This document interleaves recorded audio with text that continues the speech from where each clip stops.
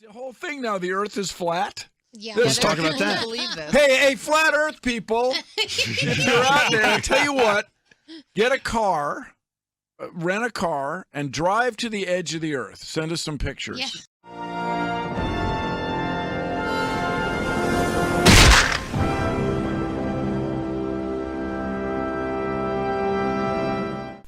Welcome everyone.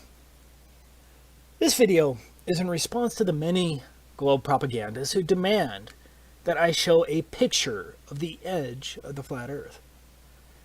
For the dozens of these ball-loving zealots with multiple sock puppet accounts who repeat this mantra daily, your demand is ridiculous. But you probably already knew that, right? And that's why you probably keep demanding it. It's actually pretty funny that I just got one of these take a picture comments an hour ago.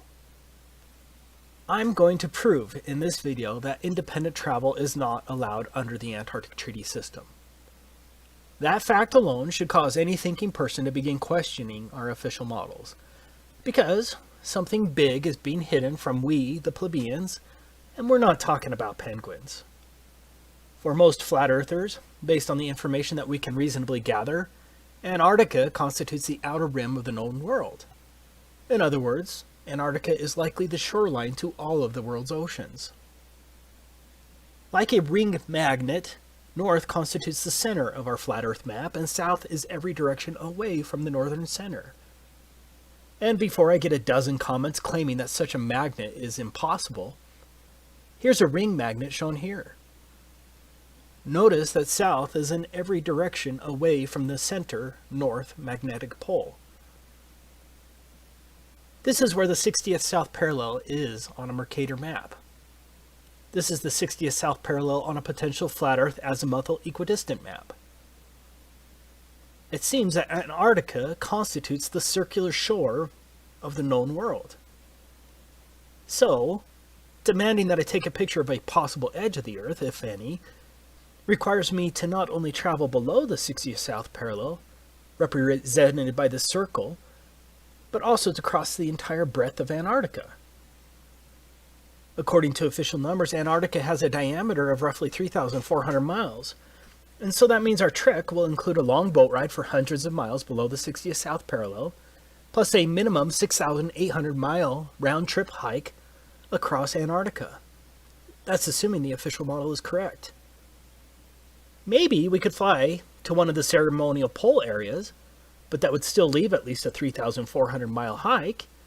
In addition, we wouldn't know for sure whether the plane trip itself was interfering with our results, since the pilot would have to follow a designated path outlined by the Antarctic Treaty System, and who truly knows what direction that is until we get there. In order to be fully confident, we would really need to stick to the ground and have control over our own pathway, where we can control our direct southerly route opposite of the northern magnetic pole. Now, whether Antarctica is a smaller continent next to the outer rim, or whether Antarctica is indeed the shoreline of the known world, I don't know the answer. Flat earthers don't have a government budget to spend $1 billion to hire hundreds of cartographers and fleets of boats and planes to map the entire world. But even if flat earthers had the money, we would still run into the Antarctic problem, which is the point of this video. So, what is the Antarctic problem? It is the fact that independent travel is not allowed below the 60th south parallel in any reasonable manner to make any determination as to whether Antarctica is the shoreline boundary circumscribing the known world, or whether Antarctica is simply a continent a little north of the true but unnamed southerly shoreline of the Earth's oceans. For all we know, Antarctica may be an infinite plain that is uninhabitable at further distances. Again, we don't know. But, as I will describe in this video, I suspect that Antarctica is the shoreline circumscribing the known world due to the unbelievable restrictions placed on travel there. Excluding a couple of questionable claims, the total lack of north-south circumnavigation only proves the same. But if I'm not allowed by our governments to independently travel below the 60th south parallel and then to traverse Antarctica over 6,800 miles, then I cannot take a picture of a theoretical edge, dome, or those other lands beyond the South Pole, whatever the case may be. But you probably don't quite grasp how much area is really being blocked off under the Antarctic Treaty System. Let's look at it from the alleged 60th North parallel, because this will give you an idea of the tremendous area blocked off to independent exploration. This is the area of the 60th North parallels. As you can see, the 60th North parallel includes all of northern Canada, Alaska, much of Russia, including St. Petersburg and other major cities, Finland, Sweden, Norway, Iceland, Greenland. It is huge. Now, why in the world is this much area blocked off at the south? Do you really think it's because of penguins?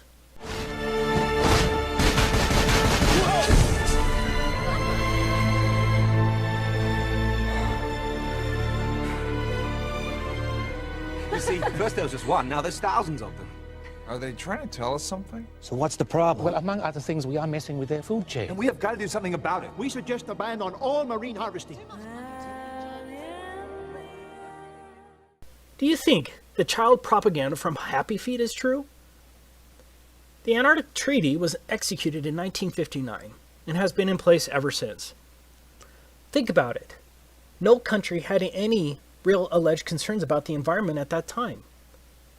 One of the more interesting facts is that the Soviet Union also ratified the treaty, and did so from the beginning on December 1st, 1959.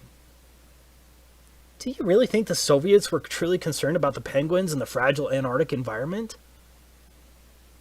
In other words, America, the USSR, and the rest of the major countries of the world remain partners in generally closing Antarctica throughout most of the so-called fake space race, the Cuban Missile Crisis of 1962,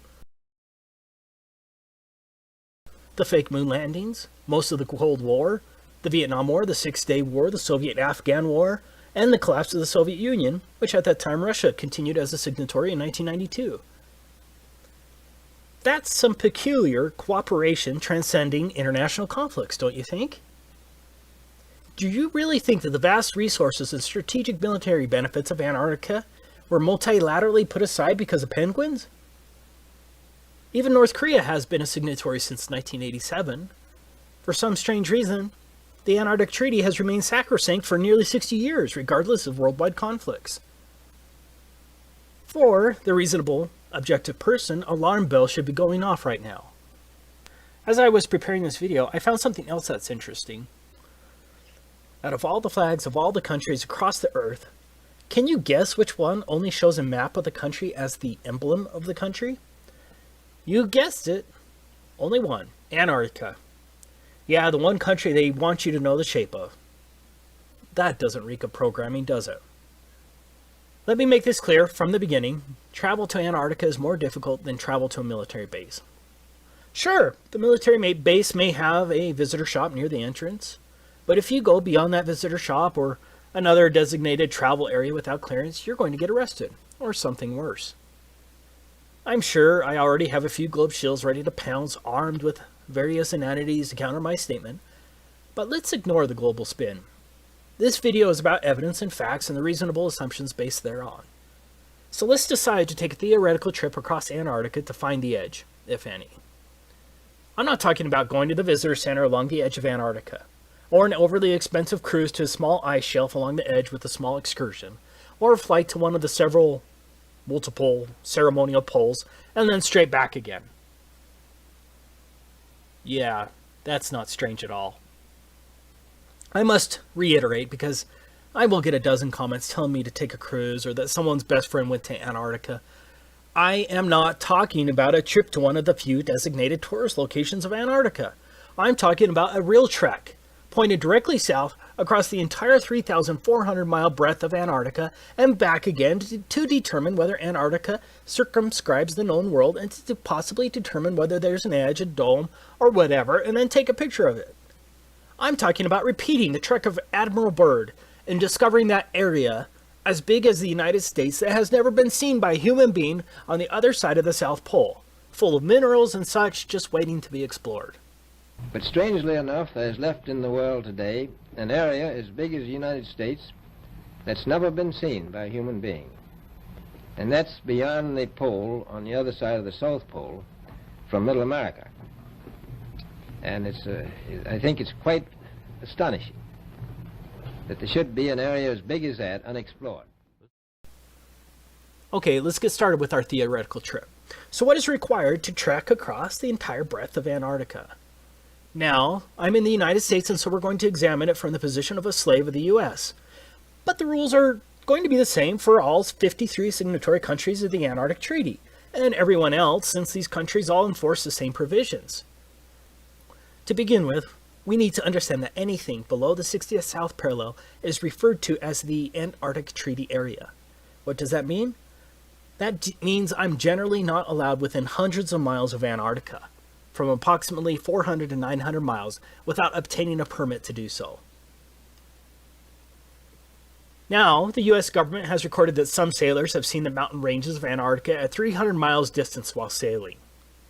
Of course, 300 miles should be impossible on the globe with a curvature drop of 11.4 miles, but the 60th parallel is between 400 and 900 miles away from the shoreline of Antarctica. Even under a flat Earth, that's a lot of lower atmosphere to see through, also referred to as atmospheric extinction factor, and a lot of angular size reduction. Despite the claims of the ignorant globe zealots, you can't see through that much lower atmosphere. In other words, I can't even see Antarctica from the ocean without first obtaining a permit from the U.S. State Department, or whatever department that controls that in your country. Taking a trip to the 60th south parallel isn't going to accomplish anything, and so we're stuck with getting a government permit. So let's go through the steps to obtaining a permit from the U.S. State Department. This is the handbook of the Antarctic Treaty System. These are the rules that govern all signatories to the treaty. We'll be citing to it regularly as it lays down the rules that govern the Antarctic Treaty beyond the fluff of the treaty language itself. Most importantly, we're going to look at the rules governing non-governmental activities located here, and some of the rules regarding the protection of the environment located here. Now, as a U.S. slave, this is the first form you'll have to submit to get approved to travel to Antarctica. The form itself seems rather innocuous until you understand exactly what is involved in the application process. In summary, Antarctica is treated as a giant natural reserve. Like a military base, all activities and pathways in Antarctica must be approved. This is unlike any other area in the world, except maybe a place like North Korea. So when I say that no independent travel is allowed below the 60th south parallel, I'm stating an admitted fact well recorded as international law. The protocol states as a matter of principle that all activities are to be planned and conducted on the basis of information sufficient to evaluate their possible impact on the Antarctic environment and its associated ecosystems, and on the value of Antarctica for the conduct of scientific research. Organizers should be aware that the environmental protocol requires that activities shall be modified, suspended, or canceled if they result or threaten to result in impacts upon the Antarctic environment or dependent or associated ecosystems. If you visit Russia, with a Russian visa, for example, are you limited to one particular neighborhood and certain pathways? For those who visit America as a tourist, are you restricted to New York City? Or are you generally allowed to travel around America? No one is just allowed to travel around Antarctica. All of your activities, vehicles, and pathways must be approved, but it gets much worse. Now, how many genuine people watching this video think that the purpose of seeing the edge, the dome, or the extended plain beyond Antarctica would be approved by the U.S. State Department and the other myriad of agencies? Are you ready to litigate the matter when some State Department official arbitrarily says something like, "I think your expedition is frivolous and would be too damaging to the environment, especially in the light of the frivolity of the expedition"? I don't think a court will overturn that decision, especially when treaty law supersedes any rights you may think you have. So, we're going to have to come up with some fake expedition that will somehow get approved. Let's say we're a tree-hugging Luciferian geologist conducting a comprehensive analysis of the global carbon footprint on Antarctica and its flora and fauna. I think that sounds plausible, and so we could hypothetically fake our way in with respect to our purpose but it will be tricky. Okay, I'm not advocating that anyone break the law. This is all theoretical. That brings us to the next point. Entire swaths of land are entirely off limits to all travel. These are called specially protected areas. It's pretty much guaranteed that no one is going to get a permit to go through a specially protected area. If my math is right, that's 1,373 square miles that are allegedly specially protected areas. You can see the maps on the websites, but I don't have time to plot all of them. Now, I agree that's not huge in comparison to the total alleged area of Antarctica. But I believe there's a distinct possibility that those swaths of land could be coordinated in such a way as to prevent me from going through Antarctica easily. So, right from the beginning, my route may be extra hard, especially if mountain pathways are blocked and the areas are much larger than claimed due to likely globe distance shenanigans. But let's go ahead and assume we can navigate around those prohibited, specially protected areas. Next, no motorized equipment is allowed at all for non-governmental personnel. Page 308 states, do not use aircraft, vessels, small boats, or other means of transport in ways that disturb wildlife either at sea or on land. That seems kind of hard and very subjective, doesn't it? Antarctica itself is supposed to have a diameter of 3,400 miles. That means no motorized equipment for at least a 6,800 mile round trip? That sounds pretty damn impossible, right? Especially if Antarctica is much bigger than what is claimed. What about sled dogs? Surely they'll be allowed. What's that? Sled dogs aren't even allowed?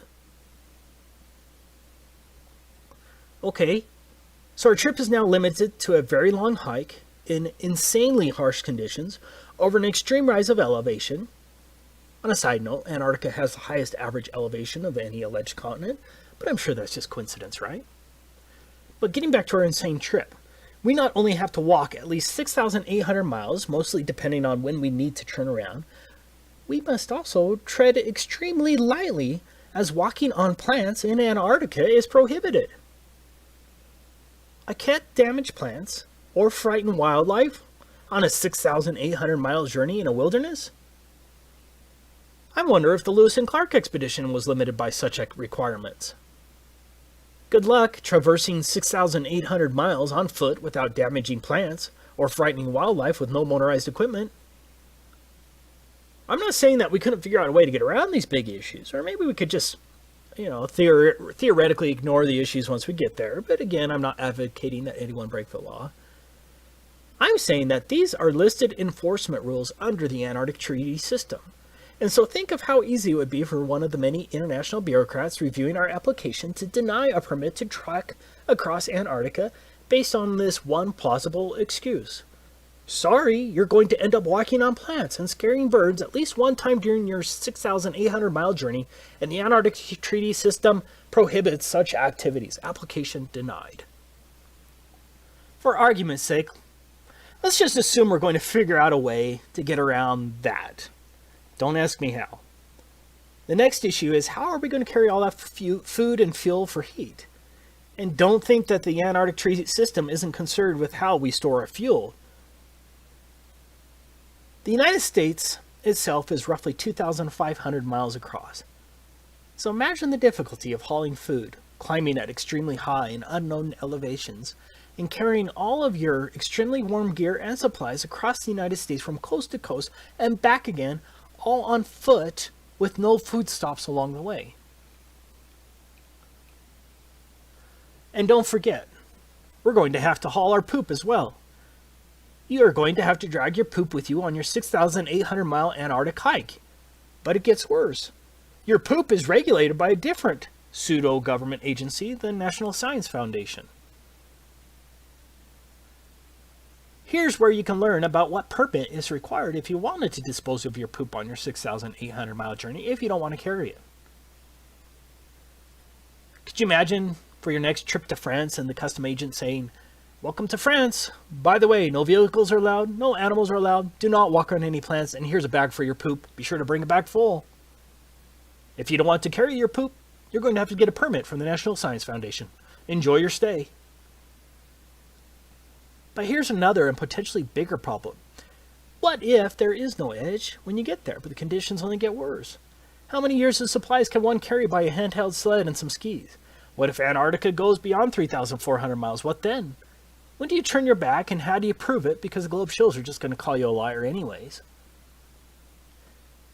Any sane person right now would have to admit that our little trip is impossible, but we have a lot of paid-for apologists for our slave masters who will still somehow claim that I'm lying when I say that independent travel in Antarctica is prohibited. But we're not done. Going back to our form DS4131, in addition to disclosure to other parties to the treaty, the information provided may be shared with the U.S. Environmental Protection Agency to ensure compliance with 40 CFR Part 8 Environmental Impact Assessment of Non-Governmental Activities in Antarctica, as well as with other relevant U.S. agencies. This brings us to one of the most important issues facing us. What is an environmental impact assessment? No country, even North Korea, would ever require an environmental assessment before traveling across their country. It's insane. Here's the definition of an environmental impacts assessment in the U.S. Code of Federal Regulations. Environmental impact assessment means the environmental review process required by the provisions of this part and by Annex 1 of the Protocol, and includes preparation by the operator and U.S. government review of an environmental document and public access to and circulation of environmental documents to other parties and the Committee on Environmental Protection as required by Annex 1 of the Protocol. Well, let's see what the Committee for Environmental Protection says. Article 8 of the Protocol requires the parties to conduct environmental impact assessments for the Antarctic activities and provides 3 levels of assessment according to the potential impacts of each activity. The procedures for environmental impact assessment are detailed in Annex 1 of the Protocol. If a proposed activity is determined in a preliminary stage of assessment to have less than a minor or transitory impact, it may proceed. If an activity is determined as likely to have a minor or transitory impact, then an initial environmental evaluation must be prepared. If an initial environmental evaluation indicates the potential for more than a minor or transitory impact, or if such impact is otherwise determined to be likely, a comprehensive environmental evaluation must be prepared. Draft CEEs are made publicly available and considered by the CEP, which then advises the ATCM, and that's a Antarctic Treaty Consultative Meeting. Comments provided by other parties in the ATCM must be addressed in a final CEE, which is used as a basis for making a decision about whether and how the activity is conducted. Same law as here. It is the comprehensive environmental evaluation that's going to kill our expedition. Here's the regulation, and this applies to all signatories, including North Korea. Any operator who plans a non-governmental expedition that would require a CEE must submit a draft of the CEE by December 1st of the preceding year. Within 15 days of receipt of the draft CEE, EPA will send it to the Department of State, which will circulate it to all parties to the protocol and forward it to the Committee for Environmental Protection established by the protocol, and publish notice of receipt of the CEE and request for comments on the CEE in the Federal Register, and will provide copies to any person upon request. The EPA will accept public comments on the CEE for a period of 90 days following notice in the Federal Register. The EPA, in consultation with other interested federal agencies, will evaluate the CEE to determine if the CEE meets the requirements under Article 8, Annex 1 to the Protocol and the provisions of this part, and will transmit its comments to the operator within 120 days following publication in the Federal Register of the notice of availability of the CEE. So, now, I'm sure most of you probably just went brain dead when I read that, so let me explain it. First, our CEE, that's our Comprehensive Environmental Evaluation, must pass the EPA's initial review. Not an easy task. Next, the Department of State, along with its Office of Ocean and Polar Affairs Bureau of Oceans, Environment and Science, must review it. Next, it will be sent to all parties. That's 100 countries, by the way. Next, your assessment must be approved by an international bureaucracy called the Committee for Environmental Protection. After their highly unlikely approval, the EPA will then publish it in the United States Federal Register. Now, why would they do that? Because any supposed private tree-hugging group can now sue to stop you from going there. Once that is done, assuming you haven't been sued, then the EPA, along with all of the other interested federal agency, whatever the hell that means, evaluates it again. Do you realize the amount of legal work this would entail? Do you realize how easy it would be for any one of hundreds of entities or thousands of bureaucrats to halt your expedition? Again, this applies to all countries. One person in the comments of my last Antarctic video claimed that it wasn't necessary in the United Kingdom. Well, he lied. The Environmental or Madrid Protocol is part of the Antarctic Treaty System and applies to all countries. Here is the requirement on the UK application if you're interested. As explained above, for every person in the United States who wants to get a permit to travel across Antarctica, has to first submit the environmental impact assessment to the EPA. You know, the freedom-loving EPA. Beware! Beware! Time is short! EPA! EPA! EPA! Believe me! Believe me!